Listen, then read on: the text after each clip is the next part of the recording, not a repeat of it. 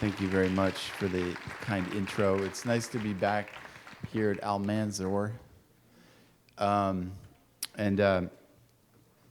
I'm, never really get a chance to spend the whole day doing all the activities at too many of these events, which is unfortunate. But I think there's a really wonderful set of activities that have been planned, and I hope you have a great time. And on that, I really just want to thank a lot of the key partners here. Obviously, Deborah Eduardo, who is someone that I really, really love having as a colleague for so many reasons. And we both are deeply, deeply committed to the future generation, certainly here, and want to kind of set a precedent and develop new models for what can happen in public systems. I want to thank the Department of Public Health. I don't believe Dr. Ferrer is here. Debbie Allen is here for her. But another unbelievably powerful, committed woman, leader, human being. And for me, it's just such an honor to kind of have an opportunity to be in this role and to have people like Barbara and Debbie to work with on a regular basis and try to move systems that are quite challenging. Speaking of incredible women, I'm on a little roll here. I want to thank Patricia Lester from UCLA and UCLA in general for the amazing work that they're doing and the way that they're kind of stepping in with the county to deliver the kind of training and the analyses that we need to identify gaps. In a way that I don't think, although you are a government bureaucracy, don't get me wrong, you are technically an academic institution, and there's just no way that our county, our department could do the kind of stuff that you're doing. So I thank you, and as I think through all these people that I'm working with, so constantly, it seems to be a long line of amazing, talented women. So I'm just going to keep going. Gita Cugley here, who is. She's not an executive consultant. She's the executive consultant. We have, and in many ways is kind of helping to, as a thought partner, helping to ringlead a lot of the efforts for us in the county and certainly in the Department of Mental Health in terms of weaving together approaches to prevention. And I can't even begin to thank you enough, Gita, for all of your work and for breakfast. And then there's the rest of the DMH team, with Darlish and Conchi in particular. Where are you guys?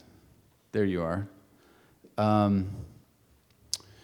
Because I think you're getting a chance to really participate in the development of something very, very special and impactful.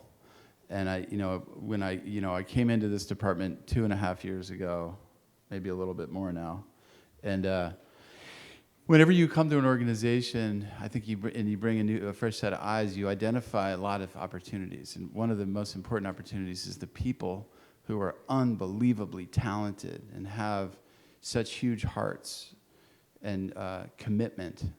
And give them an opportunity to kind of step up and drive it and thrive. And you guys are shining examples, both of you. I don't know how much time I have here, but I'm just gonna, until I get the hook. I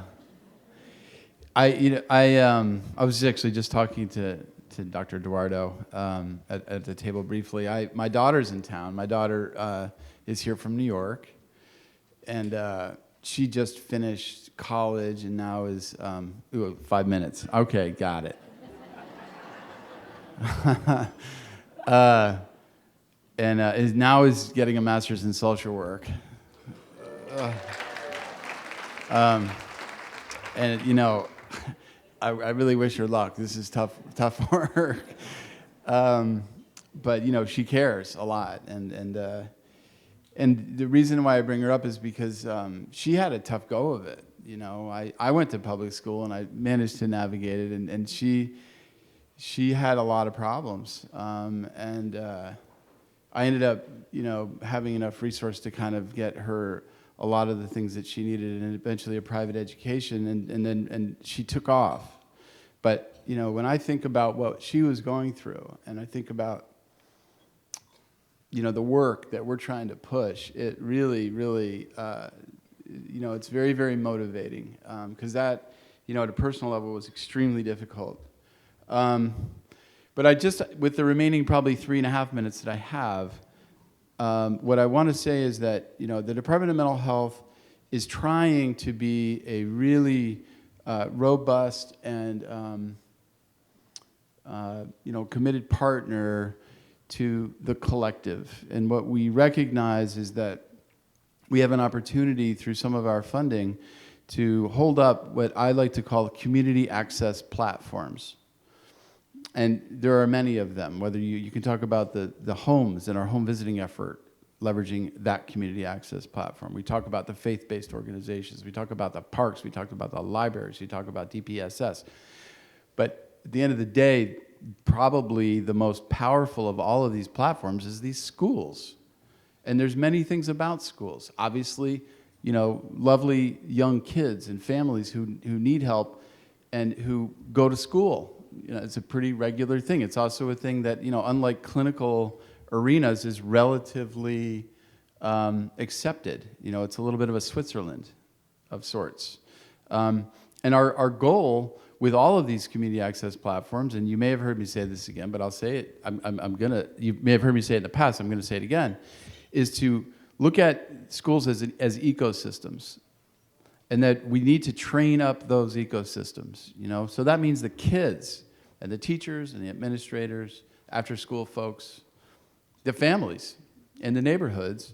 And when you do that and you train them up around things like stress, toxic stress, trauma, mental health, mental illness, emotional disturbance, it creates an opportunity for people who are actually suffering to be identified and recognized, whether they self-identify or whether someone else is helping to identify them and connect with them.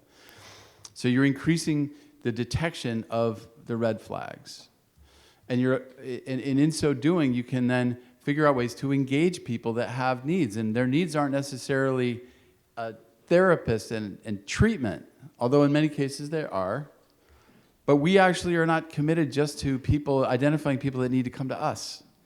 We want to connect people with resources and their families to resources that are going to help them. That's prevention work. And we haven't really done that, certainly in this department, and certainly not at the level that we're trying to do it. And when people are engaged, then you have to make sure that they get to the resource and that that resource is delivered.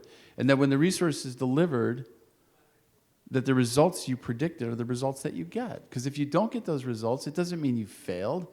We create treatment plans all the time, and treatment plans are just point-in-time approaches to helping somebody.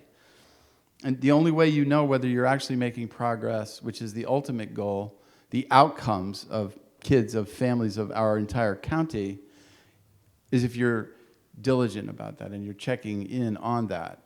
You know, so if you look at that basic approach to a community access platform, schools being one example, and I would say the largest and probably the most important, we are bringing to the county teams, regional teams, 10 teams, I believe it's about 50 staff, to help coordinate and navigate all of that stuff around the community access platform so that we can maintain fidelity with the needs and so that we can make sure that the schools have the support that they need to get people with challenges, services and resources. And I'll also say, because I just got the 0, that, you know, we focus a lot on problem people, we are we tend as a society to exclude other, when in fact the key to working as a community is inclusion.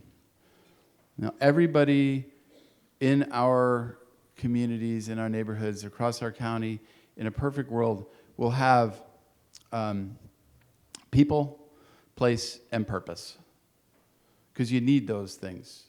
You need people who you're connected to, you need people that love you, and you need people that you can love. You need places. You need a place to live. You need a place to socialize. You need a place to relax. And you need purpose. And if we don't look at opportunities for people to have purpose and recognize that, for example, at schools where you're going to hopefully become educated, if you're not able to leverage the education and to gain what you can as an opportunity from that education, then you won't have optimal purpose in your life. So I will stop there, probably 2 minutes over. So honored to be here and so proud of what I would like to call the collective, because sure, the county's playing a big role and the county probably provides a lot of funding, but government is not ever going to solve the problems. We can provide infrastructure, we can provide resources in an ongoing way, but we absolutely depend on the collective to have the inclusive communities, the inclusive society that we will require for everybody to thrive. Thank you very, very much.